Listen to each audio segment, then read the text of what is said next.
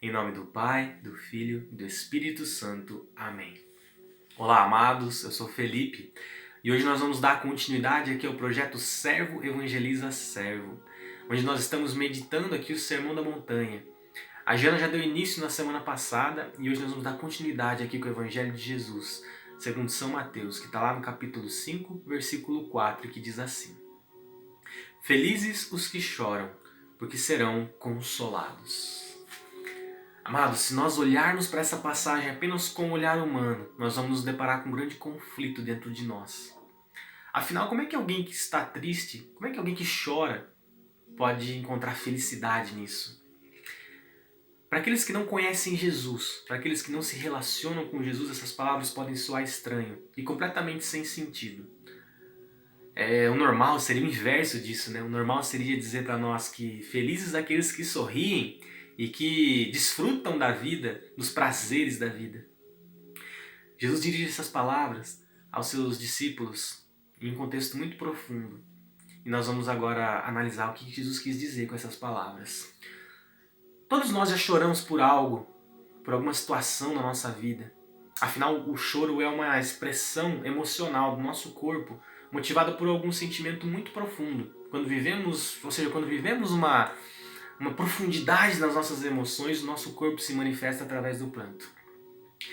E por isso choramos em muitos momentos, em muitas circunstâncias da nossa vida. Nós podemos chorar de tristeza, podemos chorar diante de uma situação de luto, quando nós perdemos uma pessoa muito amada. Podemos chorar quando nos sentimos sozinhos. Podemos chorar de saudade de alguém. Podemos chorar quando nos sentimos injustiçados ou impotentes diante de alguma situação. E diante de muitas outras situações que nos entristecem. Também podemos chorar de alegria. Podemos chorar diante de uma alegria que se encontra em nós ou no outro. Podemos chorar numa festa de casamento, por exemplo, com o nascimento de um bebê esperado, de alguém que nós amamos ou até nosso mesmo, né? Na constituição da nossa família. Podemos chorar diante da aprovação de um vestibular em que nós estudamos tanto para conseguir isso. Podemos chorar diante de uma festa de formatura. Podemos chorar diante de inúmeras situações de alegria que acontecem conosco ou com as pessoas que amamos. Porém, o choro que Jesus nos fala aqui nessa passagem, ele é um choro de uma profunda tristeza espiritual. Uma tristeza espiritual por termos ofendido o coração de Deus com os nossos pecados. É um choro de um verdadeiro arrependimento. Eu ouvi um padre dizer uma vez que pouquíssimas vezes ao longo da nossa vida nós temos um arrependimento verdadeiro e sincero dos nossos pecados. A prova disso é você analisar na tua vida, ao longo da tua vida, quantas vezes você confessou um pecado que você nunca mais voltou a cometer. Ou seja, pouquíssimas vezes ao longo da nossa vida nós nos arrependemos verdadeiramente, plenamente de algo que fazemos que machucamos o coração de Jesus. Esse choro que diz aqui no Sermão da Montanha é esse choro que nos santifica, que nos dignifica. Não se trata de um choro superficial, momentâneo, que acontece diante de uma situação, como os que nós vimos nas situações passadas, mas se trata de um choro que brota de um coração sincero e arrependido por ter ferido o coração de Jesus. Ou seja, é um choro que só é capaz de ter aquele que ama muito Jesus. Lá em Coríntios, 2 Coríntios capítulo 7, versículo 10, Paulo vai falar um pouquinho para nós sobre esse choro, sobre essa tristeza espiritual. Vejam só, Paulo vai dizer assim: Vós os entristecestes segundo Deus, e assim não sofrestes dano algum da nossa parte.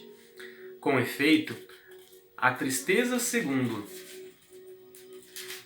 Deus produz arrependimento, que leva à salvação. A tristeza segundo Deus produz arrependimento que leva à salvação. E não volta atrás. Ao passo que a tristeza segundo o mundo produz a morte. Amados, é esse o choro que fala na passagem do Sermão da Montanha. Um choro de profundo arrependimento por ter ferido o coração de Jesus. E Deus já nos consola nessa vida. Nós podemos pecar, nos arrepender dos nossos pecados. Nós podemos viver situações difíceis na nossa vida. Deus já nos consola já aqui. Sabemos que nós seremos plenamente consolados somente na eternidade, quando nós estivermos lá contemplando a face de Deus. mas Ele já nos consola aqui em vida com a sua palavra. Aqui na palavra de Deus nós podemos encontrar as promessas reveladas por Jesus. A palavra que nos consola, por exemplo, do sacramento da confissão. A palavra que nos consola, Jesus vai ainda além disso. Jesus nos consola nos prometendo fielmente o céu aos justos. Ou seja, se você for justo, se você viver esse arrependimento sincero na sua vida, você alcançará a vida eterna. Amado, ainda que você esteja passando por uma situação difícil, ainda que você não esteja ouvindo a voz de Deus ou sentindo a presença de Deus, tenha certeza que o Senhor não se esqueceu de você. E hoje Deus tem o prazer de consolar você. Coloque o seu choro nas mãos de Deus. Coloque as suas tristezas nas mãos de Deus. Ele é o único que ampara o nosso coração e que tem os remédios para as nossas feridas da alma e do corpo. Hoje Deus quer te abraçar. Ele quer demonstrar o seu infinito amor e misericórdia por você.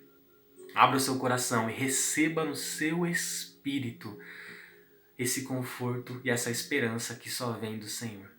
Amados, fiquem com Deus. Uma ótima semana a todos. Um beijo.